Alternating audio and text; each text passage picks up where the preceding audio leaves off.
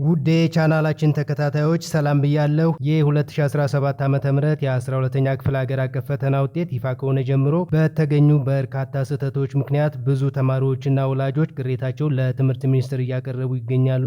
የትምህርት ሚኒስቴርም ቅሬታዎችን በኦንላይን እየተቀበለ ማስተካከያዎችንም እያደረገ ነው። እንግዲህ ዛሬም የፊዚክስ ውጤት ላይ የነበረው ስህተት ተስተካክሎ በርካታ ተማሪዎች ውጤታቸውን ከእንደገና ቼክ እያደረጉ ይገኛሉ። ስህተት አለባቸው የተባሉ ሌሎች የትምህርት አይነቶችን በሚመለከት ደግሞ የሰራሁት ሌላ ቪዲዮ አለ፣ ገብታችሁ ማየት ትችላላችሁ። ሊንኩን ከዚህ ቪዲዮ በታች ኮሜንት ላይ የማስቀምጥላችሁ ይሆናል። በቴሌግራም እና በዩቲዩብ አስተያየት መስጫ ላይ በርካታ ተማሪዎች እንዴት ቅሬታ ማቅረብ እንደምችሉ ስትጠይቁኝ ነበር። በዚህ ቪዲዮ ኦንላይን በመጠቀም ቅሬታችሁን እንዴት ማቅረብ እንደምችሉ አሳያችኋለሁ። እንግዲህ ቅሬታችሁን ለማስገባት በመጀመሪያ ትላንት ውጤታችሁን ያያችሁበት ዌብሳይት ላይ ማለትም ደግሞ https://result.eaes.et ላይ ትገባላችሁ። ከዚያም የመመዝገቢያ ቁጥራችሁን ወይም ደግሞ ሬጂስትሬሽን ነምበር እና ስማችሁን ታስገባላችሁ።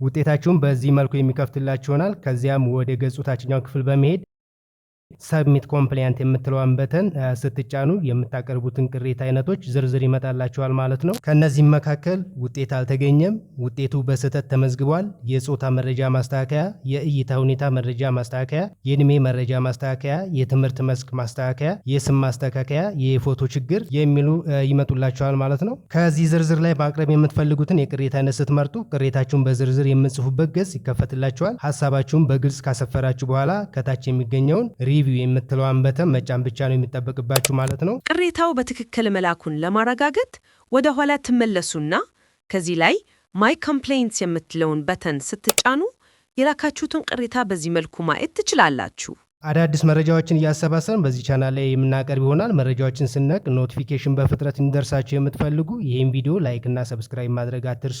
የዘንድሮን የሪሚዲያል መግቢያ ውጤት መቁረጫ ነጥብ በሚመለከት የሰራነው ቪዲዮ አለ። እንግዲህ ሊንኩን ከዚህ ቪዲዮ በታች ባለው አስተያየት መስጫ ላይ ስለምናስቀምጥላችሁ ገብታችሁ ሙሉ መረጃውን እንድትመለከቱት ጋብዛለሁ።